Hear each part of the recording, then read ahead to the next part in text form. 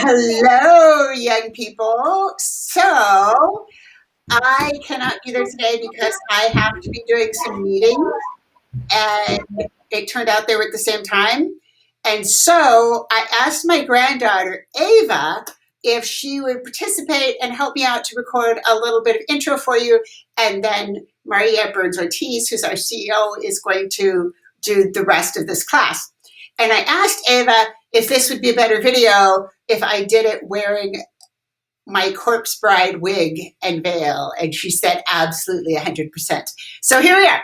So what I told Eva is what happens all the time is I give people an assignment, and the assignment's written on a web page, as it will be written on a web page for you, that is put in the chat, but then I suck at questions all the time. So I'm going to tell you the assignment, then I'm going to answer the questions I expect, and then Maria will paste a link into the chat on the web page that tells you where to go to do the assignment. Are you ready, Eva? Okay, so the assignment is this. We have a guest speaker. His name is Steph Gladue. He is an artist. He's a pretty amazing artist. He does most of our artwork, and he is going to be our guest speaker on Wednesday.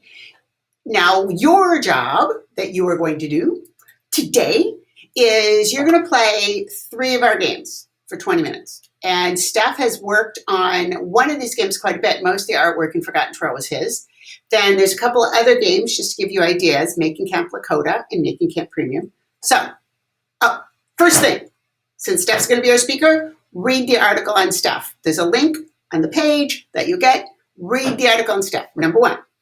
Number 2, play games for 20 minutes. Play Forgotten Trail or Making Camp Lakota or Making Camp Premium. Those links will be on the same page with the article that you get to read about stuff.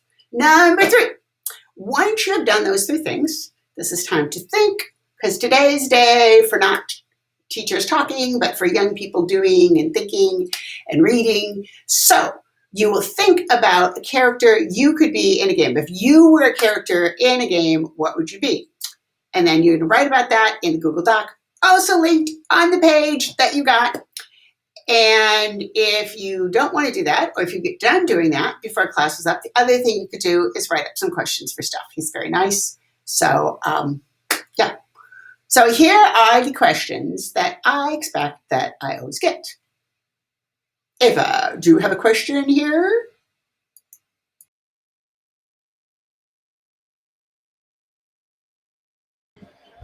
What?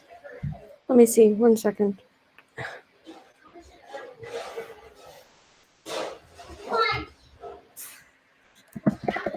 It's hard to see with that on your head, isn't it? It really is. Can you read the question? What is a settlement? Is it like a reservation? Yeah, okay. Yes, it is actually somewhat similar to a reservation.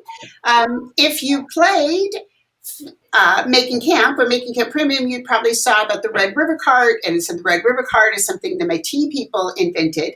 Well, the Métis people are the descendants of the First Nations. First Nations is what people, Indigenous Canada, are called, not Native American, because I live in Canada.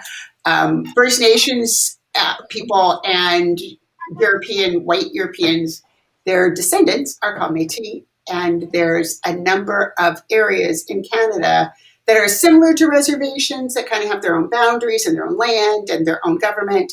And so, yeah, it is kind of like a reservation. And you can ask Steph about that when he comes on Wednesday.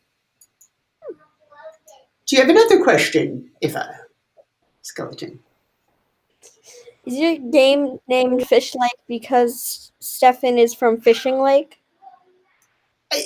Actually, it's just a really bizarro, crazy coincidence. Our first artist was a different person who did the first version of Fish Lake, and then when it came time to do a version 2.0, he was busy and wasn't available, and somebody we knew said, oh, you should check out this guy, Steph Gladue. He's the greatest artist. He'd be great for your games. And we looked him up on the internet. There's a site where where artists post their art, kind of like a advertising place. And yeah, all we knew is he was some guy in Vancouver did great artwork, and it just turned out to be crazy coincidence that he was from a place called Fishing Lake. So, yeah, weird, huh? But he did the art, like that artwork there, that logo, he did that. Do you have another question, Eva? How long do I have to play each game? You have to play the games for a total of 20 minutes. And that could mean that you played one game for 5 minutes, another game for 5 minutes, another game for 10 minutes. That would be 20. You could play two games for 10 minutes each. That would be 20. You can play one game for 20 minutes. You can play one game for 2 minutes and another game for 8 minutes and another game for 10 minutes. Basically, there's a whole bunch of different possible combinations, so it's up to you. But yes, you're supposed to play the games for 20 minutes. So there's 3 games to choose from. You can decide you're tired of one and switch, or this one's too hard, or whatever, or you just want to check out the other one, or you can play one the whole time. But play for 20 minutes. Where are the links for the games? They are at the bottom of the page. The page where you're watching this video, the link for which, the page, not the video, the link for which Maria posted in the chat, Ms. Burns-Ortiz, your instructor for the day and our CEO, posted a link in the chat of a page, and the page is where you're watching this video. And if you go down, scroll down the page, you will see the links for the games. See, it says right there. Look at the bottom of this webpage. How long do I have to play the games? It says right there. A total of 20 minutes. What else? What am I supposed to do again after I play the games?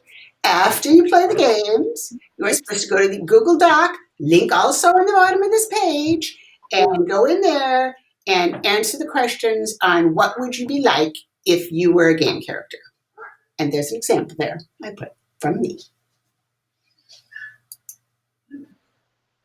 So you can read the article about Stefan, play the games, answer the question about you as a character in a game, or if you really don't want to do that, you can write some questions you'd like Stefan to answer on Wednesday. Or you can do both of those things. Make yourself a character, write some questions. Do I have to read the whole article? Some people, you can if you want to, definitely. If you don't read the whole thing, because you think, oh, I don't have that much time, I want to go and order my thing about my character, and I took 20 minutes playing the game, then you can start where there's the first question they actually ask him, so you don't have to read the whole part about the guy's blog that he does. But the first question where he says, what is your tribal affiliation, where are you from? You can read the answer to that and the first few questions after that, I think, are the most interesting part. And then the artwork's pretty cool too. Does the game character I make have to be like me? You mean a skeleton? It can be. It can be. But it doesn't have to be. It could be if you were a character in a game. So it's hypothetical. You aren't really a character in a game. So maybe if you were a character in a game, you would be a boy. Maybe if you're a character in a game, you'd be 10 feet tall. Who knows? So, if you want it to be. So those are my answers to the questions that are most likely to be asked. And so now they have already been answered. Thank you, Skeleton Eva. My granddaughter Eva, everybody. I will see you on Wednesday with Stefan.